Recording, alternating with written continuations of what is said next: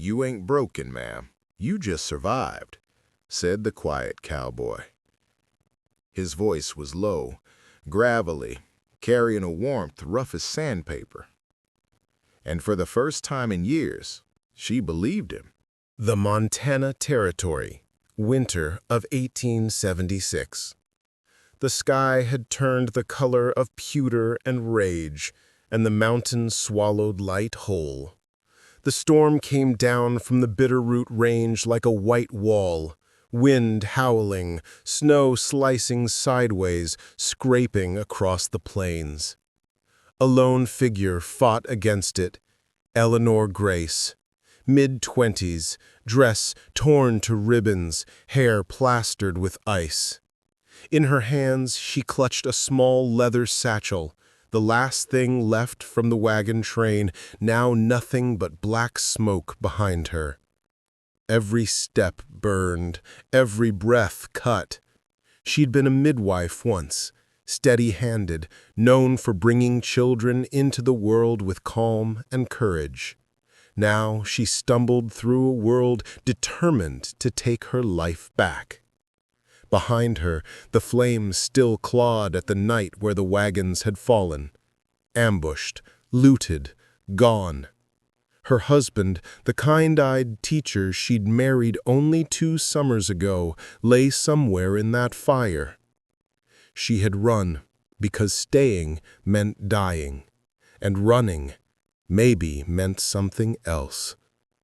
When her knees gave out, the snow caught her like a shroud. The wind screamed above, and Eleanor's fingers loosened on the satchel, letters, a locket, a pair of tiny knitted booties tumbling out. Her last breath fogged the air, then even that began to fade. Caleb Rauch spotted her just before dusk. He wasn't looking for anyone, hadn't looked for anyone in years. Most days he just rode the trapline, checking snares, avoiding conversation, avoiding people. Out here, loneliness didn't follow a man. It built itself a chair and sat beside him. Through the swirl of snow he saw movement, something dark half buried near a frozen creek bed. At first he thought it was a wolf. Then the shape resolved into a woman's body. "Hell," he muttered under his breath. He swung off his horse, boots crunching through crusted snow. Her pulse was faint, lips blue. He hesitated only a moment, then stripped off his coat and wrapped it around her. The storm clawed at them as he lifted her into his arms, light, too light. The ride back to his cabin was silent except for the horse's breath and the creak of leather. He could feel her trembling even through the layers of wool. When he pushed through his cabin door, the cold followed him in like a ghost. Inside was little more than 4 walls, a stove and a bed built by necessity. But it was warm, or it would be. He laid her on the bed, stripped the wet fabric from her shoulders, and covered her with every blanket he owned. Then he knelt beside the hearth, hands steady as he coaxed a spark into life. The glow spilled across her face, softening the bruises, turning the ice on her lashes to tears. He poured the last of his whiskey into a tin cup, tipped it gently to her lips. A faint swallow. He sat back, exhaled. 2 days, he guessed, before she'd wake, if she ever did. Caleb wasn't a man of prayer, but that night he found himself staring into the fire and whispering something close enough. The storm kept them prisoner for 2 whole days. Outside, wind sang through pine and shutter. Inside, only the crackle of flame and the woman's shallow breaths. He spent the time sharpening a knife that didn't need it, mending tack, anything to keep from staring too long. She was young, but not fragile. There was grit even in the way her fingers twitched against the blanket. On the 3rd morning, light bled pale through the window. A cough, a small broken sound pulled his head up. He crossed the room, crouched beside her. Her eyes opened, unfocused, searching. Where? Where am I? Safe, he said simply. The word felt strange in his mouth, like something borrowed. She blinked, the motion slow, heavy. Who are you? Name's Caleb Rauch.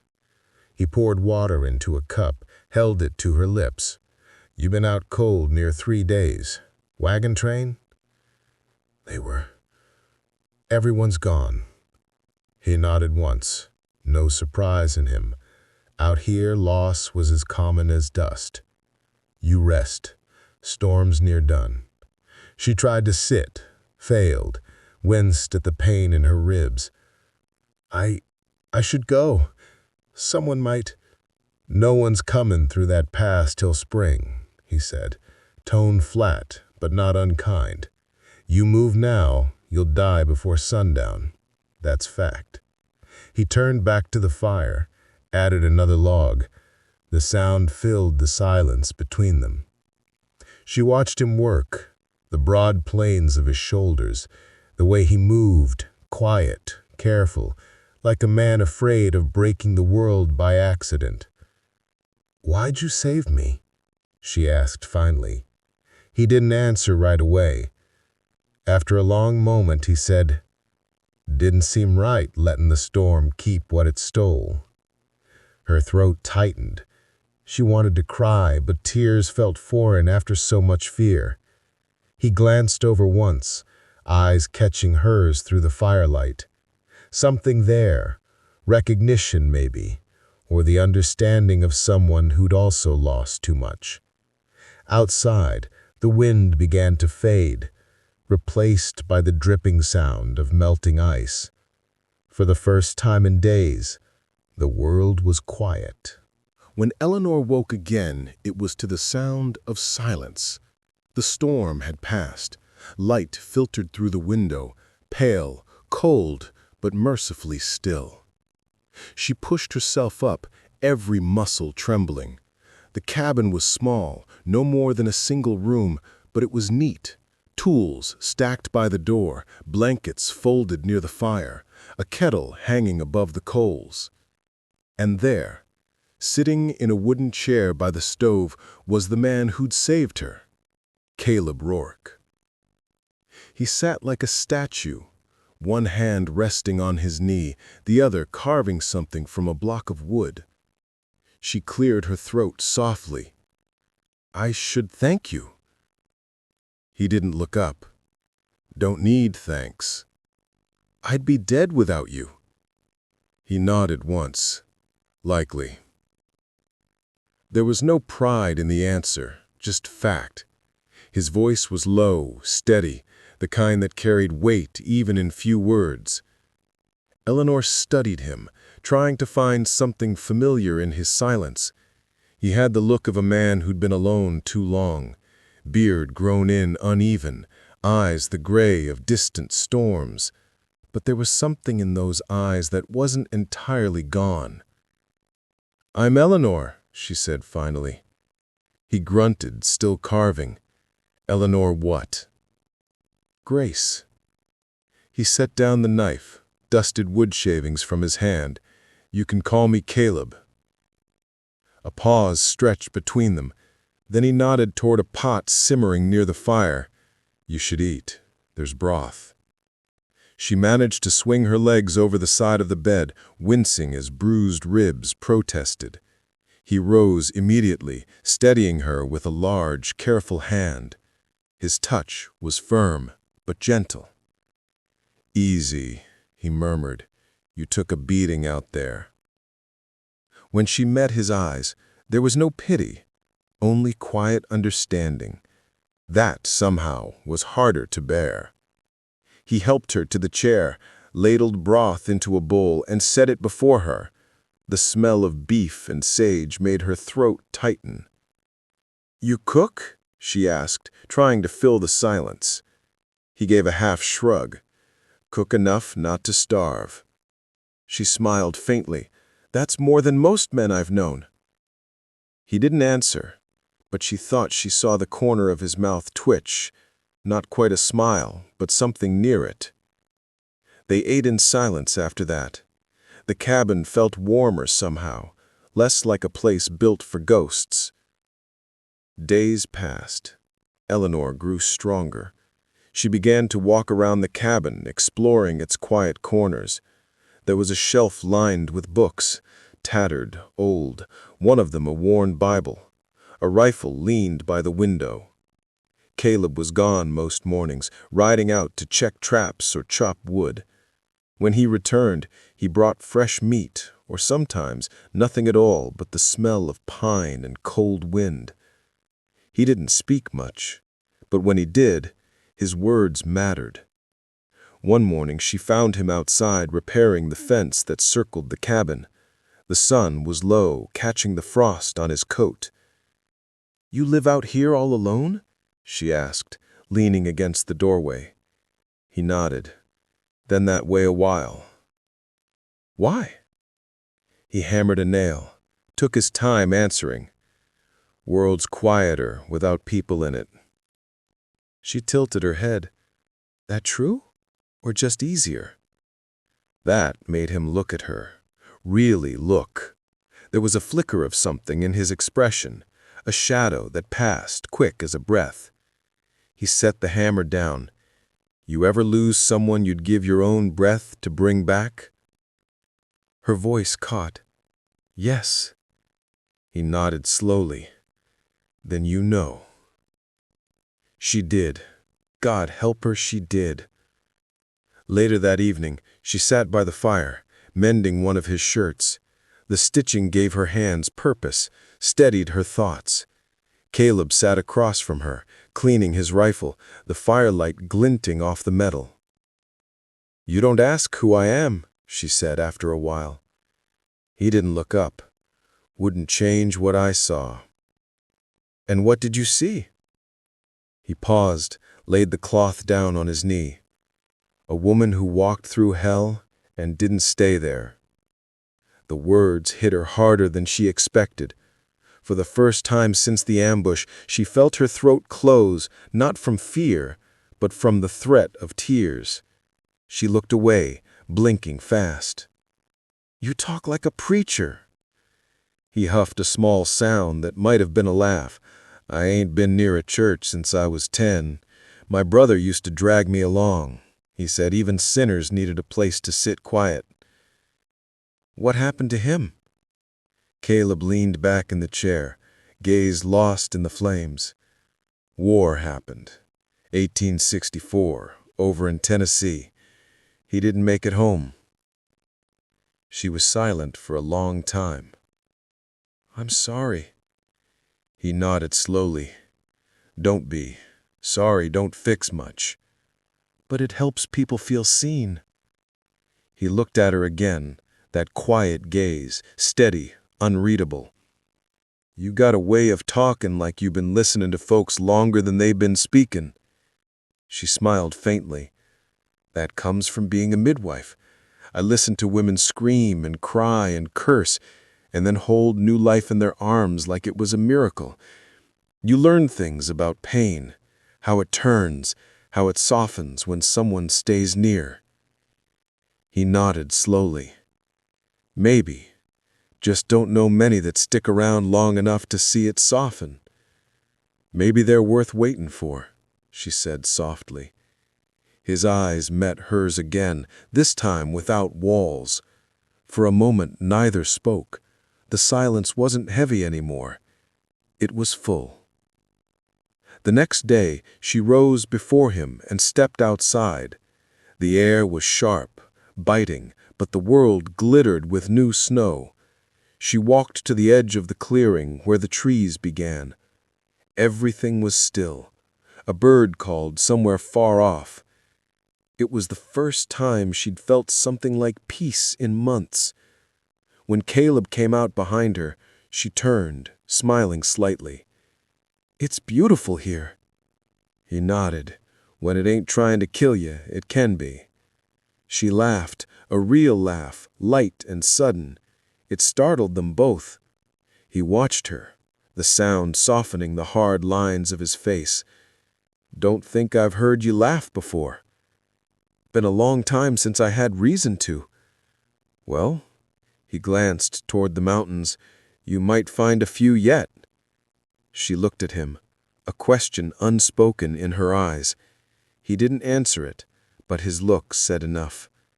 They stood there in the quiet, two souls who'd survived different storms, sharing one sky. The snow began to recede, slow and stubborn.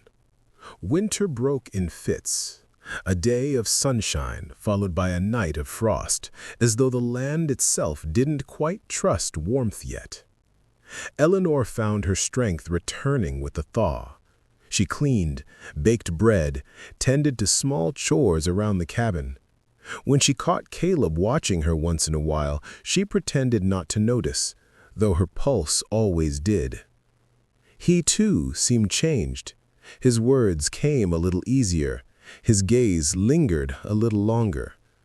Sometimes she'd catch him humming under his breath, some half-remembered tune that sounded like it belonged to better times. One morning she brought in a basket of kindling and found him sitting by the fire, writing something in a small, worn journal. "I didn't know you wrote," she said softly. He closed it quickly, not unkindly, but with a certain guardedness. "Just keeping track of things, weather, traps, thoughts." She tilted her head. "Thoughts count as things?" He smiled faintly. "Sometimes they're heavier than anything else I carry." She sat across from him. "What's in there worth remembering?" He stared into the fire for a while before answering.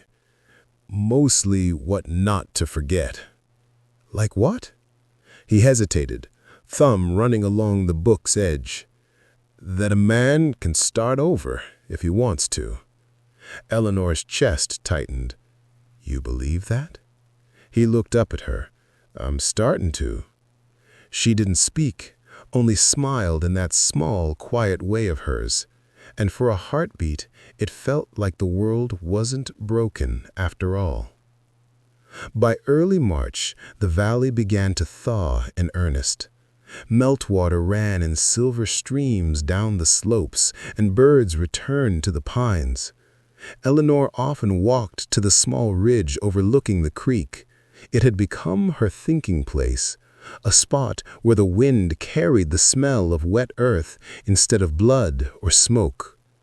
Caleb found her there one afternoon, her shawl pulled tight around her shoulders. "You should tell me if you're going to wander off. Place might look pretty, but it's still wild." She smiled without turning. "If I wanted to run, I'd have done it weeks ago." He stopped beside her, following her gaze toward the valley. "You still could, if you wanted." She shook her head. "There's nothing out there for me now. Not anymore." He studied her profile, the line of her jaw against the light. "Maybe there's something here." Her breath hitched. "You shouldn't say that." "Why not?" "Because I might believe you." He said nothing, but didn't look away either. The moment stretched until the sound of a crow overhead broke it. She turned, walking back toward the cabin before her courage could falter. The next morning, the rhythm of their quiet life was shattered. Caleb was outside splitting wood when the sound of hooves echoed down the ridge, fast, purposeful. He froze, axe still in mid-swing.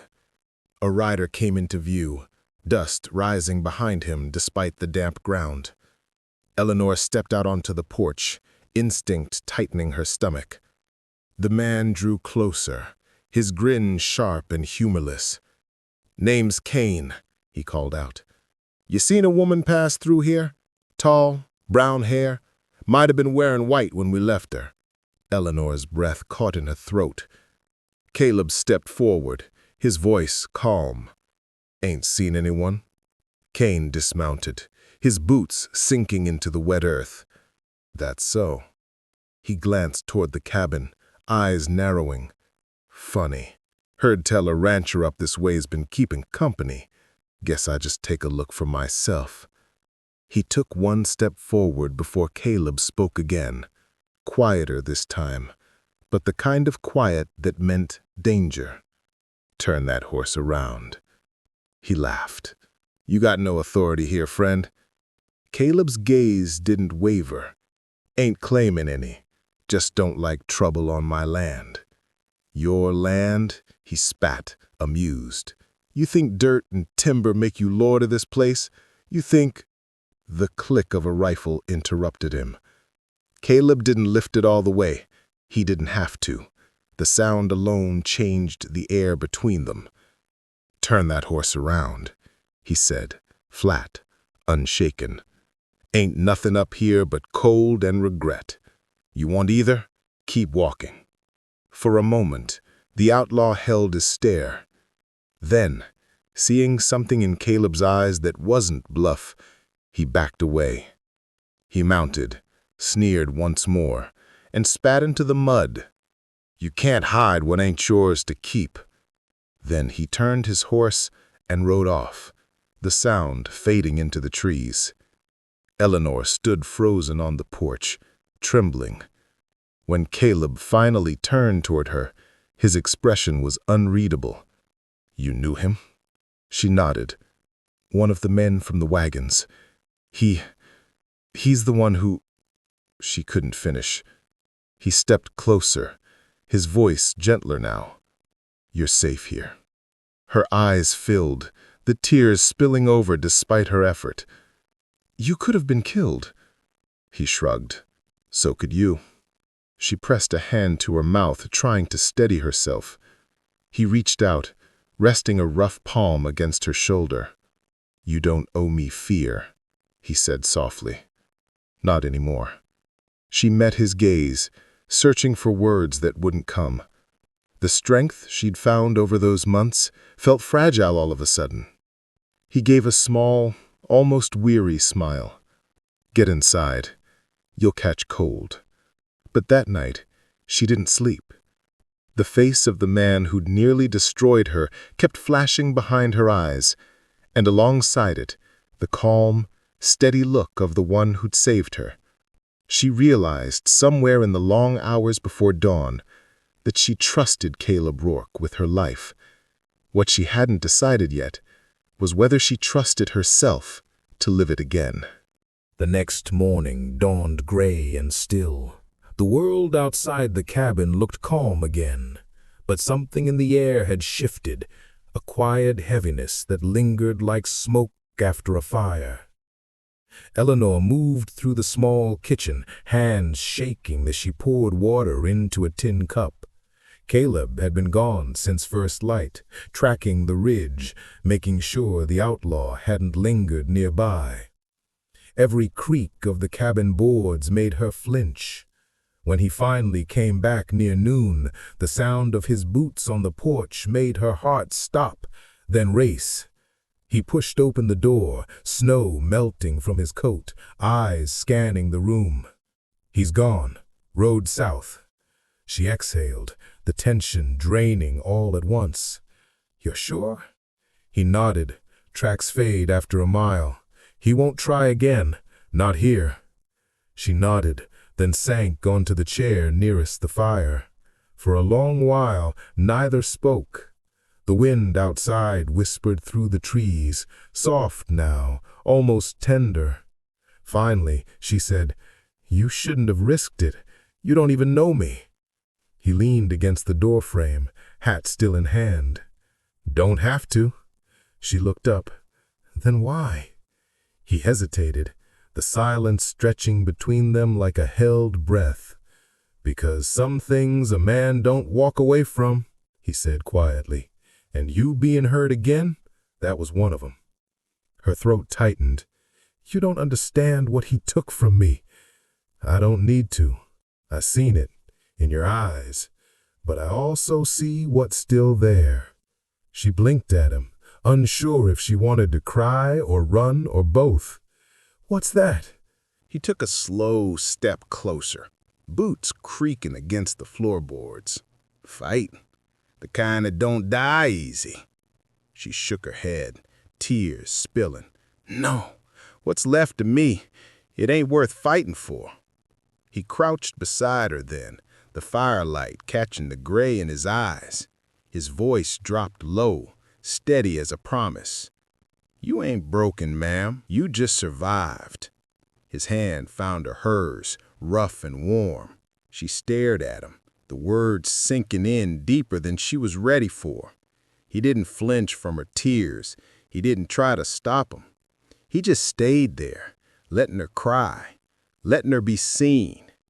It was the first time in years she felt like she wasn't alone in her skin. When she finally spoke, her voice was small. "I forgot what it felt like to be safe." Caleb nodded. "Takes time to remember, but you will." The days that followed carried a different kind of silence, not fearful, but gentle. Eleanor began humming again as she worked, quiet melodies that drifted through the cabin. Caleb listened without saying so. He started bringing back wildflowers when he returned from the ridge, little things, tucked into her hands without a word. They never talked about Cain again. Some ghosts didn't need chasing, they just needed to fade. By late April, the world had changed. The snow was gone, replaced by the soft green of new grass. The creek ran strong, glinting under sunlight. Eleanor stood on the porch one morning, watching the valley below. Caleb joined her, coffee cup in hand. "Place looks different," she said. He smiled faintly. "So do you." She glanced at him. "That's good or bad?" "It depends," he said. "You plan on staying?" She turned toward the open field, thinking. "I don't have anywhere else to go. That ain't the same as wanting to be somewhere." She looked at him again, her voice softer now. "Maybe I want to be where I'm wanted." His answer came slow, like a man making peace with something he kept buried too long. "You are." For a long while, they just stood there, not needing more words than that. That evening, she cooked supper while he mended the last of the fence. The scent of bread and roasted meat filled the cabin. When he came inside, wiping sweat from his brow, she smiled. "I could get used to this." He nodded. "Me too." They ate in easy quiet, the kind that comes from two people who no longer have to prove anything. Afterwards, she stepped outside as the sun dipped low. The sky turned gold, then crimson, then soft violet. Caleb followed her, standing beside her as the last light brushed their faces. "Think we might get a good harvest this year," she said. "I reckon we already have." She turned toward him, brows furrowed. "What do you mean?" He looked at her for a long moment before answering. "You're still here." Her lips parted, the words catching somewhere between breath and heartbeat. "So are you," she whispered. A small smile touched his face. "Guess the storm's finally passed." She reached for his hand then, not bold, not timid, just certain. He didn't pull away. And for the first time since the world fell apart, Eleanor Grace felt the quiet settle inside her, not as emptiness, but as peace. That night, she lay awake long after the fire burned low, listening to the steady rhythm of the wind against the walls. She thought about the woman she'd been before the storm, afraid, desperate, running. And she thought about the man asleep in the chair by the hearth, guarding her without being asked. She realized something then. She hadn't been saved by luck. She'd been saved by kindness, the kind that asked for nothing, the kind that stayed. Her eyes closed, and for the first time in what felt like forever, she slept without dreaming. When morning came, the world outside was gold and quiet. Smoke rose from the chimney. The mountains stretched endless and forgiving. In that far-off valley, the story of Eleanor Grace and Caleb Rourke was only known to the pines and the wind. But if you'd stood near their little cabin, you'd have heard it. Laughter, the sound of life beginning again. Because in the Old West, where sorrow built homes and hope built fences, not all stories ended in tragedy. Some ended softly, with healing, with peace, and with love that never needed to be spoken aloud.